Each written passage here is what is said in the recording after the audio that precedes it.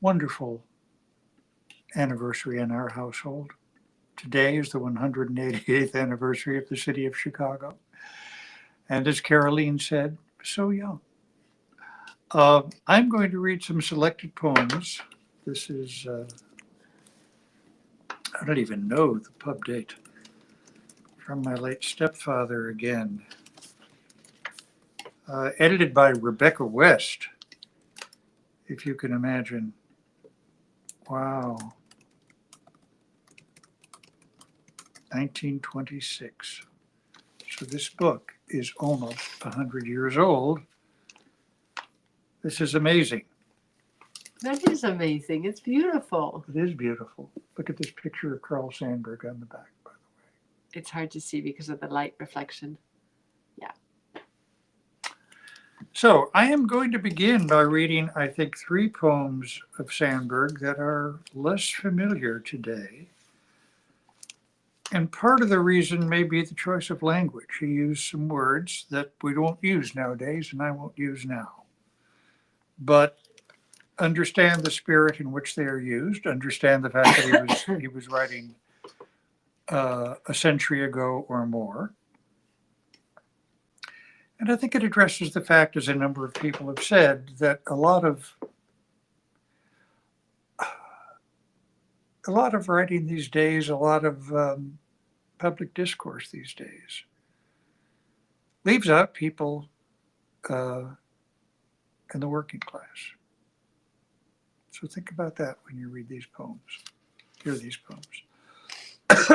Poems about Chicago. The Shovel Man.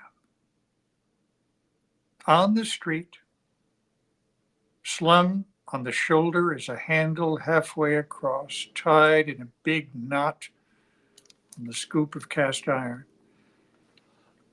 Are the overalls faded from sun and rain in ditches? Sorry. You're the one with the cold. Yes, we're all a little bit sniffly around here. Excuse us. On the street, slung on the shoulder, is a handle halfway across, tied in a big knot on the scoop of cast iron. Are the overalls faded from sun and rain in the ditches? Spatter of dry clay sticking on his left sleeve, and a flimsy shirt open at the throat. I knew him for a shovel man. Excuse me. A person of Italian origin working for $6 a day. And a dark-eyed woman in the old country dreams of him for one of the world's ready men with a pair of fresh lips and a kiss. Better than all the wild grapes that ever grew in Tuscany. It's very touching.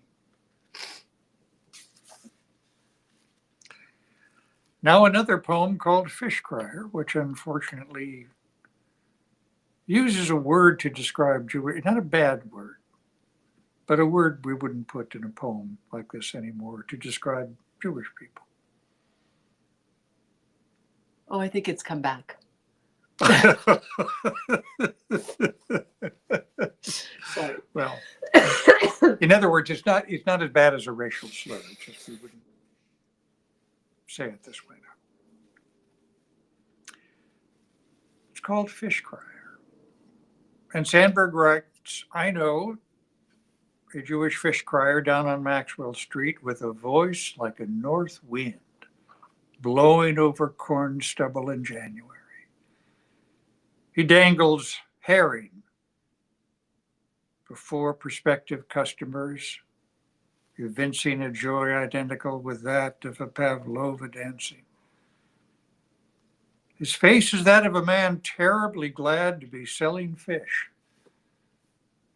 terribly glad that God made fish, and customers to whom he may call his wares from a pushcart.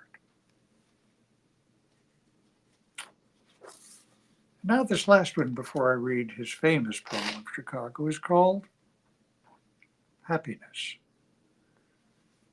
And I will read the ethnic word here, nothing wrong with it, but I still don't think a poem would be constructed this way anymore, phrased this way anymore. It's a beautiful poem. Happiness.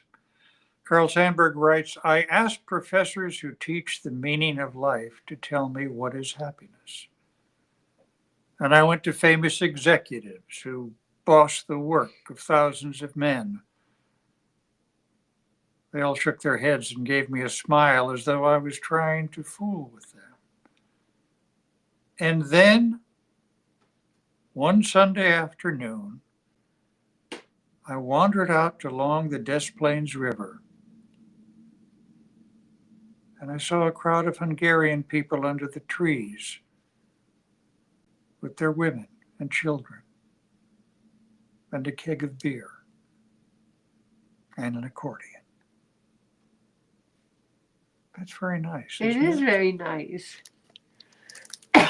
Excuse me. Now on this 188th anniversary of Chicago.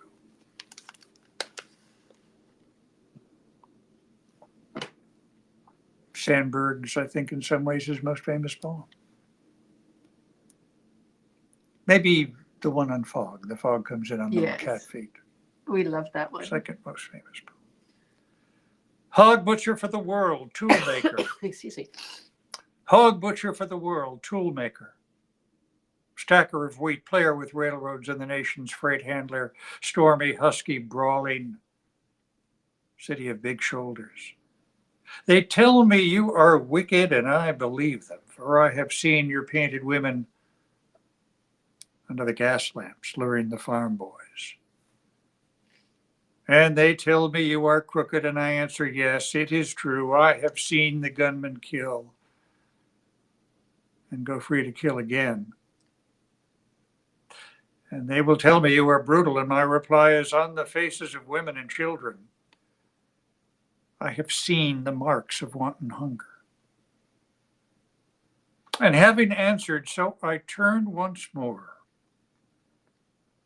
to those who sneer at this my city, and I give them back the sneer, and I say to them, come and show me another city with lifted head, singing, so proud to be alive and coarse and strong and cunning, flinging magnetic curses amid the toil of piling job on job. Here is a tall, bold slugger set vivid against the little soft cities, fierce as a dog with tongue lapping for action, cunning as a savage pitted against the wilderness, bareheaded, shoveling, wrecking, planning, building, breaking, rebuilding, under the smoke, dust all over his mouth, laughing with white teeth, under the terrible burden of destiny, laughing as a young man laughs, laughing even as an ignorant fighter laughs who has never lost a battle, bragging and laughing that under his wrist is the pulse,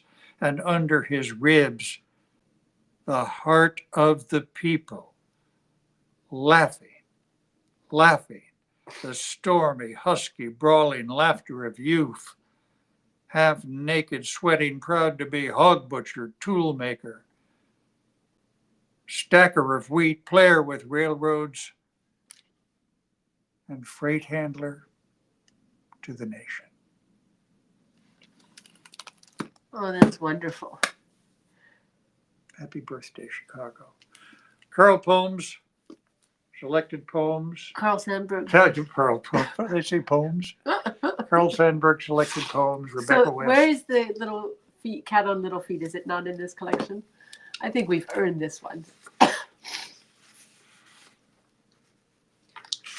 I don't know, and I don't know how to. Let me take a look. Give me a second.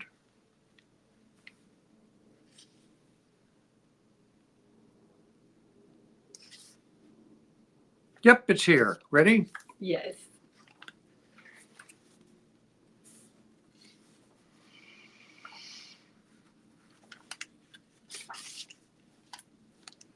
I might read one more after this. Yes, I think you should. Excuse me. The fog comes in on little cat feet. It sits looking over harbor and city on silent haunches and then moves on. This poem could apply to San Francisco equally. Oh, yeah. So I might read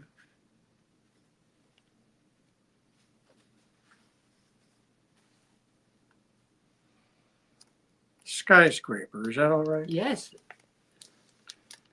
By day, the skyscraper looms in the smoke and sun and has a soul. Prairies and valleys, streets of the city pour people into it, and they mingle among its 20 floors to pour it out again back into the streets, prairies, and villages. It is the men, the women, boys, and girls so poured in and out all day. It gives the building a soul of dreams and thoughts and memories. Dumped in the sea or fixed in a desert, who would care for the building or speak its name or ask a policeman the way to it? Elevators slide on their cables and tubes catch letters and parcels, and iron pipes carry gas and water in and sewage out. Wires climb with secrets, what a great phrase, carry lights and carry words, and tell terrors and profits and loves, curses of men grappling plans of business and questions of women and plots of love. Hour by hour, the caissons reach down to the rock of the earth and hold the building to a turning planet. Hour by hour, the girders play as ribs and reach out and hold together the stone walls and floors. Hour by hour, the hand of the mason and the stuff of the mortar clinch the pieces and parts to its shape as an architect voted. Hour by hour, the sun and the rain, the air and the rust and the press of time running into centuries play on the building, inside and out, and use it. Men who sunk the pilings and mixed the mortar are laid in graves, where the wind whistles a wild song without words. And so are men who strung the wires and fixed the pipes and tubes, and those who saw it rise floor by floor. Souls of them all are here. Even the hod carrier being at the back door hundreds of miles away, and the bricklayer who went to state prison for shooting another man while drunk. On the office, doors from tier to tier, hundreds of names, and each name standing for a face written across. Behind the signs of the doors they work, and the walls tell nothing from room to room. $10 a week stenographers take letters from corporation lawyers, efficiency engineers, and tons of letters go bundled from the building to all the ends of the earth. Smiles and tears of each office girl go into the soul of the buildings. Hundreds of clocks turn to moon hours, and each floor empties its men and women who go away and then come back to work. Toward the end of the afternoon, this time of night, all work slackens and all jobs go slower as the people feel day closing on them. One by one, the floors are emptied. Uniformed elevator men are gone. Pails clang, scrubbers work, talking in foreign tongues, broom and water and mop clean for the floor's human dust and spit, machine grime of the day, spilled in electric fire on the roof, or words telling miles of houses, people, where they can buy a thing for money. I guess that's neon, right? The sign speaks until midnight. Darkness on the hallways, voices echo, silence holds. Watchmen walk slow from floor to floor and try the doors. Revolvers bulge from hip pockets, steel safes stand in corners. Money is stacked in them. A young watchman leans at a window and sees the lights of barges butting their way across a harbor. Nets of red and white lanterns and a railroad yard and a span of gloom, splashed with lines of white and blurs of crosses and clusters over the sleeping city. By night, the skyscraper looms in the smoke and the stars and has a soul. What a beautiful reading. Gosh, isn't that a beautiful poem? So, selected poems of Carl Sandburg on this, the 188th anniversary of Chicago. Thank you, Carl Sandburg. That's why we're glad to be part of the Sandburg Award every year. So thanks very much for being with us tonight in our open book. Take care. Bye-bye.